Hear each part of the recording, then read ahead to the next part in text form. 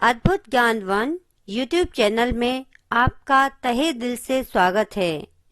आज मैं बताऊंगी कि एक औरत कैसे अपने घर को स्वर्ग बनाती है। यदि आपको मेरी कहानी अच्छी लगे तो लाइक एंड शेयर करें और चैनल को सब्सक्राइब करें। घर को स्वर्ग कैसे बनाएं? दौलतपुर गांव में मुरारी लाल नाम का एक बूढ़ा किसान अपने दो बेटों के साथ रहता था। बड़े लड़के का नाम था गोविंद और छोटे लड़के का नाम था गोपाल।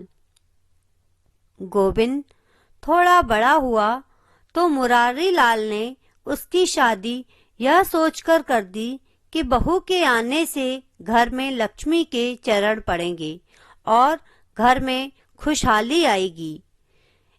एक औरत ही घर को मंदिर बना सकती है। मुरारी लाल ने यह सोचकर गोविंद की शादी कोमल नाम की सुंदर लड़की से करा दी। कोमल थी तो बहुत सुंदर, परंतु उसे घर के काम ठीक से करने न आते। जब मुरारी लाल अपने बेटों के साथ खेतों पर काम करने चला जाता, उसके बाद कहीं कोमल उठती। बस दिन भर नई नई साड़ी पहन के अपना श्रृंगार करती रहती। ना ही वह समय से खाना बनाती और ना ही घर की ठीक से साफ सफाई करती। कोमल का पूजा पाठ से तो दूर दूर तक नाता रिश्ता न था।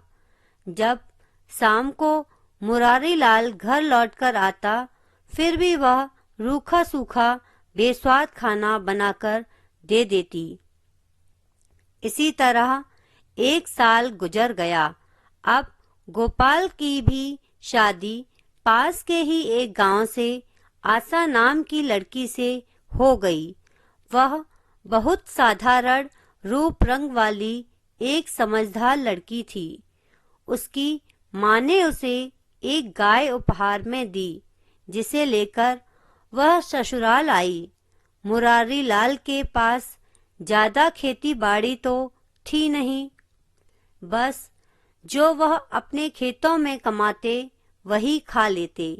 आशा सुबह जल्दी उठती और अपने घर को साफ कर सूरज उगने से पहले ही नहा लेती और माँ लक्ष्मी की पूजा कर सूर्य नारायण को जल चढ़ा देती। आज सब लोग सुबह उठकर खेत पर जा रहे थे तो आशा ने गोपाल को खाना खाने के लिए कहा। आज आशा ने सबके उठने से पहले मीठे पुए और गाय के दूध की खीर बना ली। सभी ने इतना स्वादिष्ट खाना बहुत ही दिनों बाद खाया। सब लोग खाना खाकर खुश होकर काम पर चले गए। अब सब आशा की बहुत तारीफ करते। यह देखकर कोमल उससे बहुत चिढ़ती थी। दिन भर आशा के कामों में मीन मेख निकालती रहती। आशा उसकी बात को अनसुना कर देती। आशा अपनी गाय की सेवा करती और घर के अन्य कामों में लगी रहती। कोमल उसका मजाक भी बनाती, फिर भी आशा कभी उसको पलटकर जवाब ना देती। आशा ने देखा कि उसके पति बहुत मेहनत से धन कमाते हैं, तो वह अपनी गाय का शाम का दूध गोपाल से कहकर बेच देती। 2 महीने में उसके पास काफी रुपए इकट्ठे हो गए थे। उसने मुरारी लाल से कहा, बाबूजी, मैं एक गाय और लेना चाहती हूँ, जिससे कि दूध बेचकर घर खर्च में सहयोग मिल जाएगा। मुरारी लाल उसके कामों से बहुत खुश रहता, इसलिए उसने हाँ कर दी और घर में एक अच्छी दूध देने वाली गाय लेकर आए। शाम को गोपाल भी उसकी मदद कर देता। पहले तो कोमल आशा का बहुत मजाक बनाती, लेकिन अब वह धीरे धीरे उसका सहयोग करने लगी और घर की सफाई के साथ साथ खाना बनाना भी सीख गई। दोनों प्रेम से घर के सारे काम करती। धीरे धीरे अब आशा के घर कई गायें हो गई थीं, जिससे अब अच्छी कमाई होने लगी। एक दिन आशा ने मुरारी लाल से कहा, पिताजी, अब आप काफी बुजुर्ग हो गए हो। मैं कहती हूँ आप अब घर पर बैठकर एक दूध की डेयरी खोल लें, जिस पर दूध, दही, मावा, घी बेचा करना। हम दोनों आपको सब बना के दे देंगी। उससे काफी आमदनी होगी और आपको खेतों में ज्यादा मेहनत भी नहीं करनी पड़ेगी।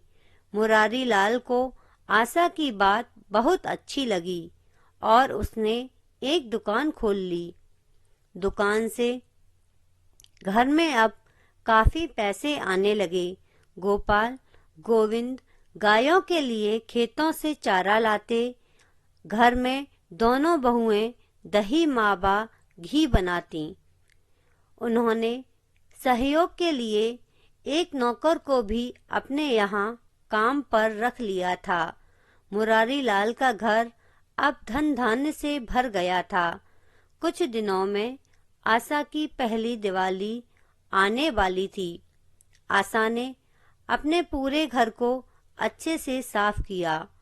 कोमल ने सफेद चूने से घर की पुताई की और आशा ने गाय के गोबर से घर के फर्श को लीप दिया और रंगोलियां बना दी।